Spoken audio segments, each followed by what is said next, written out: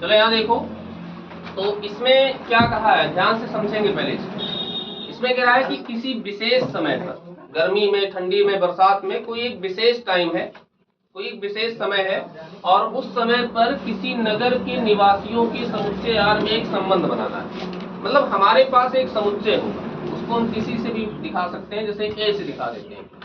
ए बराबर हम लिखेंगे नगर के समस्त निवासी, नगर के समस्त निवासी, मतलब कोई नगर होगा, कोई भी नगर हो सकता है, और उस नगर में जितने भी निवासी हैं, महिला, पुरुष, बच्चे, जितने भी हैं, बूढ़े, युवा, सब है ना, सारे, मतलब उस नगर में मनुष्य में जितने लोग हैं, मनुष्य में, पशुओं की बात नहीं हो रही, मनुष्यों की, किसी भी शहर में जितने भी लोग होंगे, उन सभी लोगों को इस समुच्चय के अंदर रखा गया है ना। जितने भी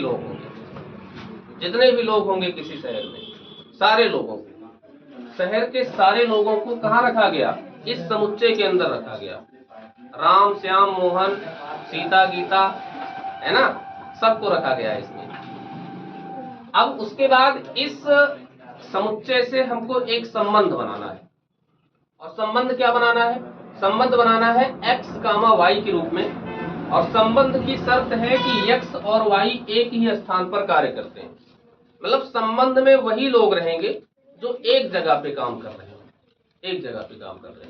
फिर इसको हमें चेक करके देखना है कि क्या है, स्वातुल्य होगा, सममित होगा और संक्रामक होगा। तो सबसे पहली स्थिति होती है स्वातुल्य। स्वातुल्य में क्या होता है कि सेम लोगों का संबंध होना चाहिए। तो देखो, कोई भी व्यक्ति स्वयं की जगह पे तो काम कर ही रहा होगा, कोई भी व्यक्ति खुद की जगह पे तो काम कर ही रहा होगा ना, स्वयं की जगह पे तो काम कर ही रहा होगा। तो यहाँ पर लिखेंगे कि चूंकि यक्ष जो है, यक्ष के स्थान पर, या ऐसे लिख सकते हो कि यक्ष कामा यक्ष एक ही स्थान पर कार्य करते हैं, एक ही स्थान पर कार्य करते हैं। क्योंकि यक्ष जहां पे काम करेगा, यक्ष वहीं पे काम करेगा, कोई भी स्वयं की जगह पे तो काम करता ही, खुद जो होगा वो एक ही जगह पे तो होगा ही वो, है ना। तो यक्ष यक्ष के स्थान पर कार्य करते हैं, तो इसका मतलब कि यक्ष कामा यक्ष जो होगा ये हमारे संबंध में रह सकता है। इसी प्रकार वाई कामा वाई भी हमारे संबंध में रह सकता है। और यक्ष वाई के सारे मान हम कहाँ से लेते हैं, समुच्चय ए से, नगर के समस्त निवासियों का समुच्चय। तो इसलिए क्या होगा, स्वातुल्य संबंध है, इसलिए यह स्वातुल्य संबंध है। नंबर 2 होता है सममित का। सममित में क्या होगा, सममित में लिखेंगे माना, सममित में माना जाता है ना, सममित में मानते हैं, माना x comma y belongs to r। मान लेते हैं कि x y हमारे संबंध में, तो अगर ये बात मान रहे हैं तो हमें ये मानना पड़ेगा ना कि x तथा y एक ही स्थान पर कार्य करते हैं, एक ही स्थान पर कार्य करते हैं। क्योंकि x y हमारे संबंध में तभी होंगे जब x और y एक जगह पे काम कर रहे हों। अच्छा, अगर x और y एक स्थान पर कार्य करते हैं तो क्या y और x एक स्थान पर कार्य नहीं करेंगे? भाई हम चाहे कह दें कि x और y एक जगह पे काम कर रहे हैं, या हम ये कह दें कि y और x एक जगह पे काम कर रहे हैं, कोई फर्क नहीं पड़ता इस बात से। कोई फर्क पड़ेगा? नहीं पड़ेगा ना, कि राम और श्याम एक जगह पे काम कर रहे हैं या श्याम और राम एक जगह पे काम कर रहे हैं, इससे कोई इफेक्ट नहीं पड़ता है। तो x तथा y एक जगह पे कार्य कर रहे हैं, तो हम ऐसे भी लिख सकते हैं कि y तथा x जो है वो एक ही स्थान पर क्या कर रहे हैं, कार्य कर रहे हैं। अगर x और y एक जगह पे काम कर रहे हैं तो x y belongs to r था, और अगर y और x एक जगह पे काम कर रहे हैं तो y comma x belongs to क्या होगा, r होगा। और हमने यही बताया था तुम्हें सम्मित में कि भाई x y belongs to r मानो, और हल करने के बाद y x belongs to r आ जाना चाहिए। और अगर आता है तो ये क्या माना जाएगा, सममित संबंध है। सममित संबंध है।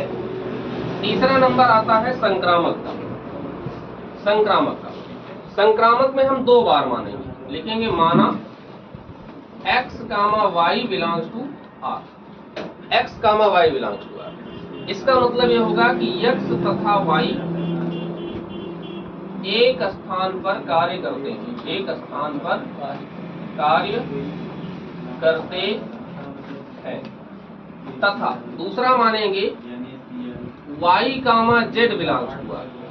इसका मतलब कि y तथा z जो है वो एक ही स्थान पर कार्य करते हैं, एक ही स्थान पर कार्य करते हैं।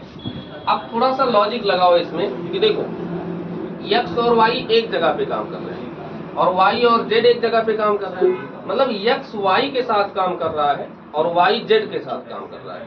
तो क्या x z के साथ काम नहीं करेगा? इसका मतलब तीनों एक ही जगह पे है ना।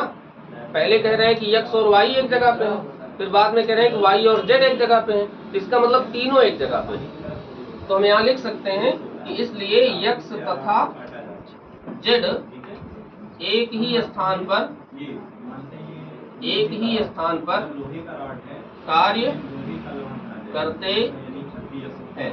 और अगर x और z एक जगह पे काम करते हैं तो हम लिख सकते हैं x, z belongs to r, है ना। और इसलिए क्या है, इसलिए यह संक्रामक संबंध है। इसलिए यह क्या है, संक्रामक संबंध। तो ये स्वातुल्य भी है, सममित भी है और संक्रामक। ठीक, इसको जल्दी से नोट करो, फिर अगला क्वेश्चन देखो। ये जो हमारा दूसरा है B, इसका B है, पांचवें का B जो है वो सेम एक ही तरह है। इसमें एक स्थान पे बोला था, इसमें एक मोहल्ला बोल रहा है। तो जो काम हमने उसमें किया सेम ऐसे ही काम हमको इसमें करना है। वही तरीका लगेगा, सेम टू सेम वही बातें होंगी, बस उसमें एक स्थान कह रहा था और इसमें एक मोहल्ला कह रहा है। इसलिए हम लोग तीसरा सवाल देखते हैं, इसका C देखते हैं। पांचवें का C कह रहा है कि एक रिलेशन बनाना है हमको इस पर x, y के रूप में, और रिलेशन की शर्त है कि x जो होना चाहिए वो y से ठीक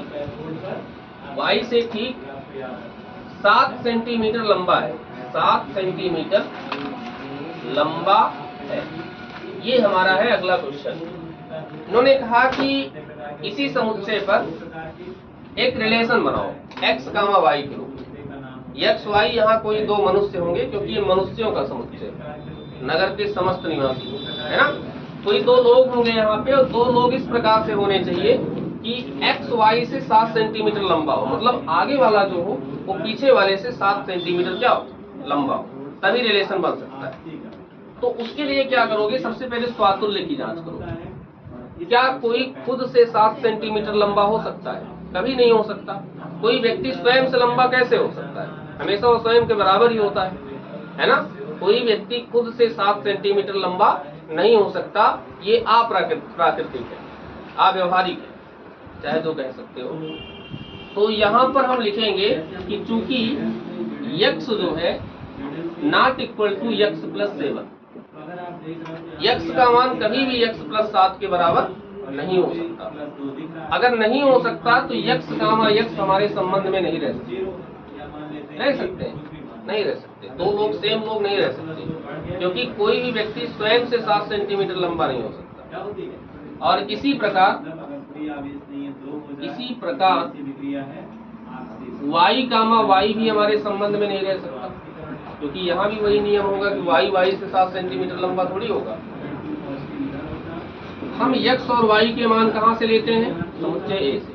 इसलिए यह स्वातुल्य संबंध नहीं है, स्वातुल्य संबंध नहीं है।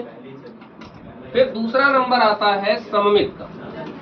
सममित में अगर हम लिखें कि माना x, y belongs to r, क्योंकि इसमें माना जाता है x, y belongs to r। मान लिया कि x, y हमारे संबंध में है, तो अगर x, y हमारे संबंध में है तो तुम्हें इस बात को मानना पड़ेगा कि भाई जो x होगा ये y से 7 सेंटीमीटर क्या होगा, ज्यादा होगा। क्योंकि रूल यही कह रहा है कि संबंध में तभी रह सकते हैं जब आगे वाला पीछे वाले से 7 ज्यादा बड़ा हो। तो x बराबर y प्लस कितना हो गया 7। अगर x y से 7 सेंटीमीटर बड़ा है तो ये असंभव है कि y x से 7 सेंटीमीटर बड़ा हो जाएगा। जैसे दो लोग हो, कोई दो व्यक्ति हो, मोहन और सोहन, दो व्यक्ति हो। मोहन की लंबाई 7 सेंटीमीटर बड़ी है सोहन की लंबाई से, तो क्या सोहन की लंबाई 7 सेंटीमीटर बड़ी हो सकती है मोहन की लंबाई से? नहीं।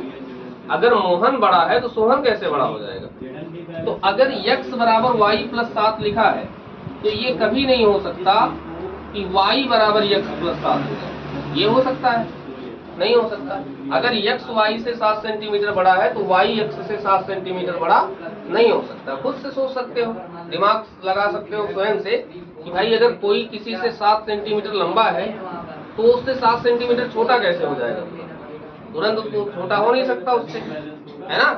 तो इसका मतलब ये हुआ कि y कामा x हमारे संबंध में नहीं रह सकता। x कामा y है लेकिन y कामा x नहीं है, तो क्या ये सममित होगा? नहीं होगा। इसलिए यह सममित संबंध नहीं है। तीसरा नंबर होता है संक्रामक का। संक्रामक में क्या लिखोगे? लिखोगे माना x comma y belongs to R। मान लिया कि x y हमारे संबंध में है, और अगर x y हमारे संबंध में है तो वही बात होगी कि भाई x का मान y से 7 सेंटीमीटर क्या होगा? ज्यादा होगा। तथा इसमें दो बार माना जाता है, तथा y comma z belongs to R। तो y comma z belongs to R का मतलब होगा कि y जो होगा हमारा ये z से कितना होगा? 7 सेंटीमीटर बड़ा। इस नियम के हिसाब से कि आगे वाला पीछे वाले से 7 सेंटीमीटर लंबा होगा तभी रिलेशन बनेगा। तो अगर तुम मान रहे हो कि y z तुम्हारे रिलेशन में है तो y को बड़ा होना होगा z से 7 सेंटीमीटर लंबा। अब देखो कि इनके बीच में कितने का डिफरेंस हो गया। देखो x जो है y से 7 सेंटीमीटर बड़ा है, मतलब x का मान y के मान से 7 सेंटीमीटर ज्यादा है, और y का मान z के मान से 7 सेंटीमीटर ज्यादा है। तो दोनों के बीच में गैपिंग कितने की बन गई? 14 की बन गई। ध्यान दो, कितने की गैपिंग बन गई? 14 की, क्योंकि y जो है x से कितना छोटा है? 7 सेंटीमीटर, और z जो है वो y से कितना छोटा है? 7 सेंटीमीटर।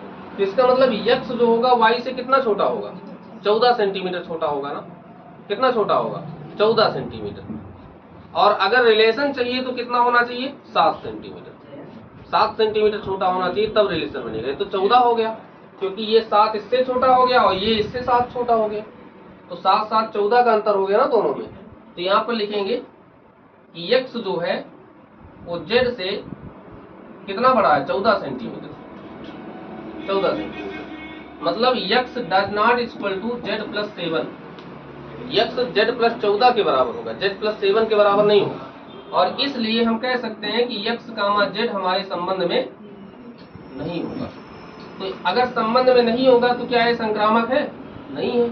इसलिए यह संक्रामक संबंध नहीं है। ये तीनों संबंधों का पालन नहीं करता है। ना तो ये स्वातुल्य होगा, ना ही ये सममित होगा, और ना ही ये संक्रामक होगा। ठीक, जल्दी नोट करो। पांचवें का क्या है? डी। इसके पहले पांचवें का सी था, ये पांचवें का डी है।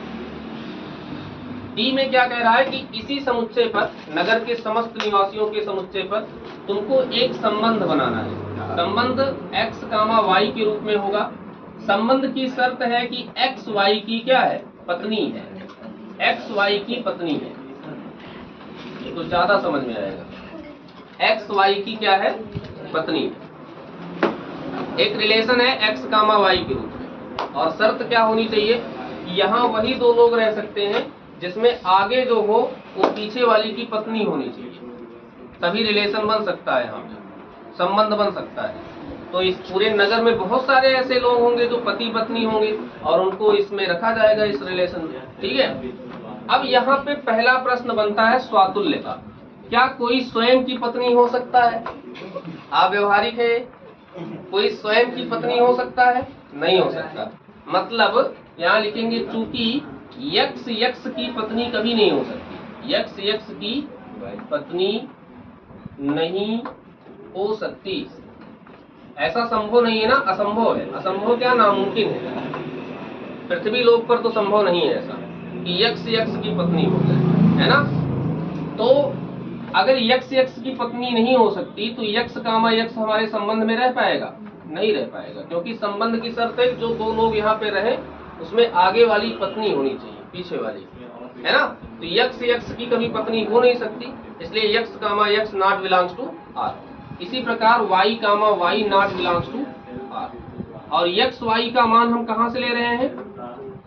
नगर के समस्त निवासियों के समुच्चय से ले रहे हैं। इसलिए यह स्वातुल्य संबंध नहीं है, नहीं है ना स्वातुल्य संबंध। चलो दूसरा नंबर आता है सममित का।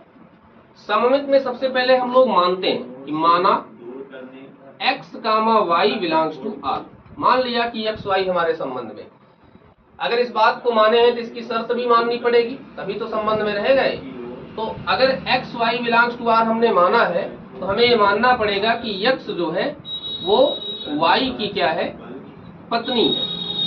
x y की पत्नी है। तो इससे तय हो गया कि x जो है वो हमारी फीमेल है और y जो है वो मेल है। इस बात से सहमत होंगे सभी लोग कि अगर x y की पत्नी है तो इसका मतलब x फीमेल है, y मेल है।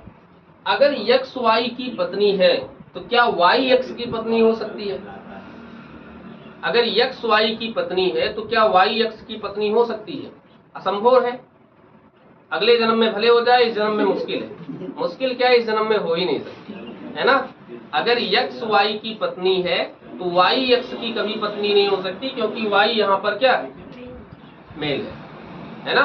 तो यहाँ पर इसलिए लिखेंगे कि x y की पत्नी है परंतु y x की पत्नी नहीं हो सकती।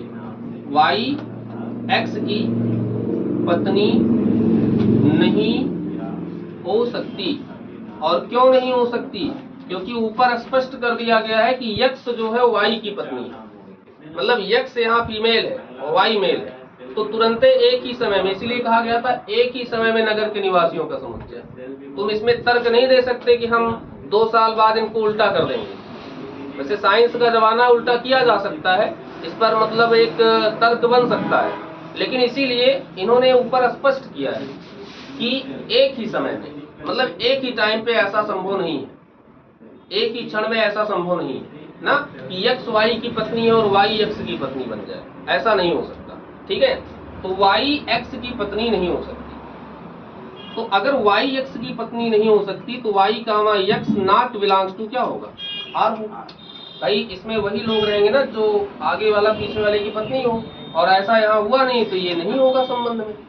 तो सममित में क्या बताया गया कि अगर x y संबंध में हो तो y x भी होना चाहिए, लेकिन y x यहाँ संबंध में है नहीं, और इसलिए यह क्या है, सममित संबंध नहीं है, सममित संबंध नहीं है। तीसरा नंबर आता है संक्रामक का। संक्रामक में लिखेंगे कि माना x comma y belongs to r। मान लेते हैं कि x y हमारे संबंध में है, तो x y की क्या होगी, फिर y की पत्नी है ना, तथा y comma z belongs to r, है ना। तो y z की पत्नी हो सकती है क्या? भाई यहाँ तुम y को मेल माने हो, और अगर यहाँ तुम y आगे लिख लोगे तो फीमेल हो जाएगा। तो पहली बात तो y कामा यहाँ पर लिखेंगे y comma z not belongs to r। यही नहीं होगा तो x z कहाँ से मिलेगा? y z ही हमारे संबंध में नहीं होगा तो x z की बात तो बहुत दूर की है ना। क्यों नहीं होगा? क्योंकि यहाँ y को क्या माना गया है, मेल माना गया, पुरुष माना गया है इसको। और यहाँ पे अगर तुम y पहले लिख दोगे तो महिला हो जाएगा, है ना। एक ही समय में ऐसा तो संभव है नहीं, तो इसलिए ये हमारे संबंध में यही नहीं होगा, तो x z आने का कोई सवाल ही नहीं उठता, और इसलिए यह संक्रामक संबंध नहीं, संक्रामक संबंध नहीं है। तो ये हमारा क्वेश्चन हो गया। ये ना तो स्वातुल्य होगा, ना सममित होगा, और ना ही संक्रामक होगा। ठीक।